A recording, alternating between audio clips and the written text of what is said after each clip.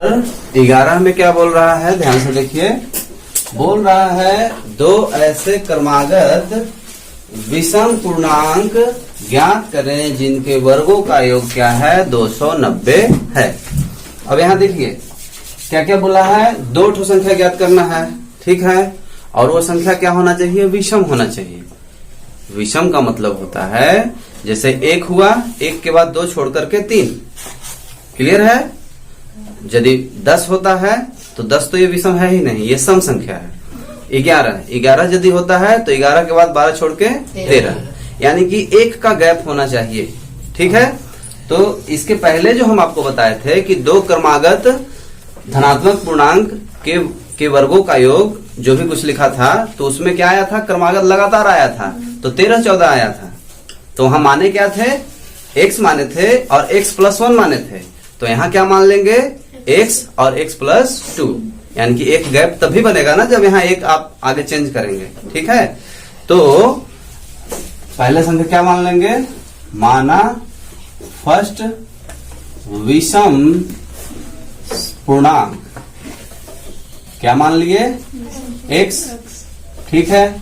तो सेकंड वाला क्या हो जाएगा, x+2। अब आप कहेंगे कि दो तो सम है, कहेंगे ना, बहुत लोग कंफ्यूज हो जाते हैं। तो थोड़ा ध्यान दो, x का कोई ना कोई मान तो होगा, तो वो मिल जाएगा जब दो के साथ, तो क्या बन जाएगा, विषम बन जाएगा। तो आपका सेकंड वाला संख्या क्या हो गया, x+2 हो गया। अब जो क्वेश्चन कह रहा है वो हम करेंगे, क्या लिखेंगे, प्रश्न से। प्रश्न क्या कह रहा है, संख्या के वर्गों का योग बराबर क्या हो जाएगा, 290 हो जाएगा, ठीक है। ये क्वेश्चन कह रहा है। तो संख्या आपने क्या माना है, x माना है, और क्या माना है, x+2 माना है। तो दोनों का वर्ग हम कर दिए जैसा कि क्वेश्चन कह रहा है, और फिर योग करना है तो योग कर दिए, तो क्या आ जाएगा, 290 आ जाएगा। क्लियर है। अब इसमें क्या करना है आपको, ये जो है तो ऐसे ही लिख देंगे। इसे यदि आप सूत्र पे ले जाते हैं तो सूत्र आपको यहाँ लिखना होगा। यहाँ कौन सा सूत्र लगेगा, a+b² वाला सूत्र लगेगा, a²+2ab+b², ठीक है, ये सूत्र लगेगा। तो यहाँ तो इसको लिख लिए हम, और इसको जब सूत्र पे हम बैठाएंगे तो जहां एक a है वहां x आएगा, तो x² हो जाएगा। जहां a है वहां x, जहां b है वहां 2, ठीक है, जहां b है वहां 2, और स्क्वायर है तो स्क्वायर बराबर 290, ठीक है। अच्छा, इसको और थोड़ा सुधार लेंगे तो क्या हो जाएगा, ये 2x² हो जाएगा, और यहाँ 2 दूना 4 हो जाएगा, और x है, और यहाँ स्क्वायर कर देंगे 2 का, तो यहाँ भी 4 हो जाएगा। इसको इस तरफ ले लेंगे तो आपका प्लस में है, तो इधर आके क्या हो जाएगा, माइनस में हो जाएगा, बराबर 0, ठीक है। अब इसको और थोड़ा सा सही कर लीजिए, तो क्या होगा, 2x² plus 4x plus minus minus करेंगे तो माइनस लिखाएगा 286 बराबर 0, ठीक है। यहाँ तक माइनस क्यों लिए, क्योंकि माइनस का चिन्ह आपका क्या था, यहाँ बड़ा था। चलिए आगे चलिए। अब देखने वाली बात यह है कि 2 से ये भी कटेगा, 2 से ये भी कटेगा, और 2 से ये भी कटेगा, क्योंकि इकाई पे यहाँ 6 है, ठीक है। इकाई पे सम संख्या रहता है तो वो संख्या 2 से कटती है। तो अब 2 से काटेंगे इसको तो क्या आ जाएगा, यहाँ लिख दीजिए 2 का भाग, है ना, 2 का भाग दे दीजिए इसमें, तो x हो जाएगा, और यहाँ क्या हो, x² मतलब, और यहाँ क्या हो जाएगा, 2x हो जाएगा। 2 से काटेंगे तो, और इसको 2 से काटेंगे तो क्या हो जाएगा, 1, 4, 3 बराबर 0, ठीक है। अब क्या करना है, हमको गुणनखंड विधि लगाना है।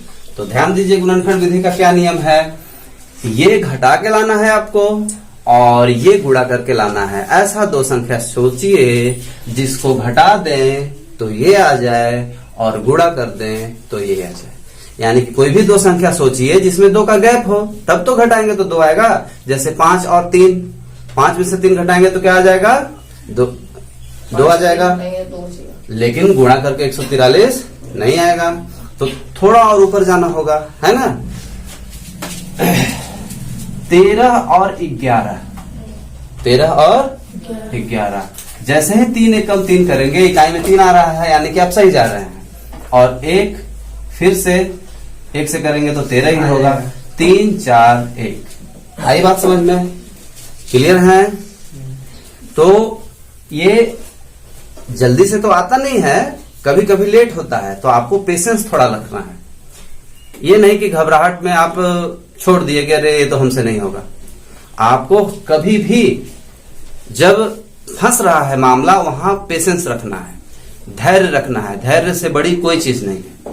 धैर्य जब तक आप अपने जीवन में नहीं रखेंगे, ये छोटा सा सवाल तो क्या, आपके जीवन के बड़े बड़े या छोटे छोटे जो भी काम होंगे वो रुक जाएंगे।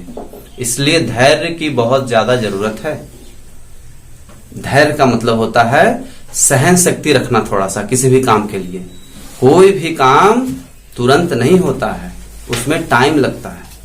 ये भी आपसे तुरंत नहीं होगा। जब आप प्रैक्टिस करोगे तो आपसे ये होने लगेगा।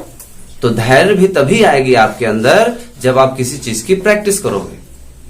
ठीक है, जब आप प्रैक्टिस करोगे तो आपको धैर्य रखने की कला हासिल हो जाएगी, क्योंकि आप प्रैक्टिस करेंगे जब, तो इस तरह का सिचुएशन हमेशा आएगा और उसका आप सामना करेंगे, तो धीरे धीरे धैर्य रखना आप सीख लेंगे।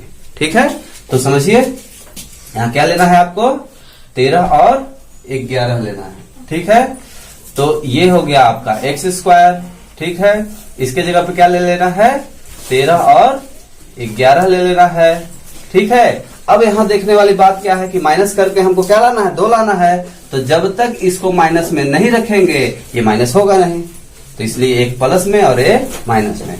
एक चीज का और ध्यान क्या रखना है, यहाँ जो संख्या, यहाँ जो चिन्ह है वही इसमें बड़ा होना चाहिए। तो बड़ी संख्या का चिन्ह हमारा पास ये दिख रहा है, और फिर ये क्या है, -183 बराबर 0। ठीक है, आप चेक कर लीजिएगा, हम यहाँ चेक नहीं किए हैं, आप चेक करिएगा क्या इसका गुणा करके क्या इनके गुणनफल के बराबर आ रहा है कि नहीं, घटा करके क्या 2x आ रहा है कि नहीं। ठीक है, क्लियर है, समझ पा रहे हैं? अब आगे चलिए। अब आगे क्या करना है आपको, पेयर बना करके, जोड़ी बना करके कॉमन निकालना है। ठीक है, अच्छा, तो दोनों के पास क्या दिख रहा है आपको, x दिख रहा है, x बाहर कर दीजिए, तो यहाँ x बचा और यहाँ क्या बचा, 13। दोनों के पास क्या दिख रहा है, कुछ दिखे चाहे न दिखे, उससे हमको कोई लेना देना नहीं है। क्या है तरीका, जो यहाँ आ गया वही चीज यहाँ हमको लिख लेना है। तो क्या निकलता हुआ दिख रहा है यहाँ से, -11। आगे के लिए आपको सोचना ही नहीं है, वो ऑटोमेटिक यही चीज वहां जाएगा। ठीक है, आगे चलिए। अब जो बाहर में है उसको एक जगह ले लेते हैं, और जो एक जैसा दिख रहा है उसमें से एक ठो ले लेते हैं। बराबर में क्या लिख देंगे, 0। अब दोनों के बराबर में 0 आ गया है, तो हम ऐसे दोनों के बराबर में 0 डाल सकते हैं। ठीक है, अब x बराबर क्या हो जाएगा, +11, क्योंकि माइनस में है उधर जाएगा तो प्लस, और यहाँ x बराबर क्या हो जाएगा, -13, जिसको अमान्य कह देंगे। क्यों अमान्य कहेंगे, क्योंकि यहाँ ऐसी 2 क्रमागत विषम पूर्णांक बोला है ना, तो यहाँ जो है विषम पूर्णांक जो है ना, माइनस में नहीं लेते हैं। ठीक है, वो हमेशा किस में लेते हैं, प्लस में लेते हैं। तो आपका फर्स्ट विषम पूर्णांक क्या हो जाएगा, 11 हो जाएगा। और सेकेंड वाले के लिए क्या माने हैं, x + 2 माने हैं ना, तो x का मान क्या लिखेंगे, 11 + 2, तो क्या हो जाएगा, 13। इस तरह से 2 ठो आपका क्या आ गया, ये आंसर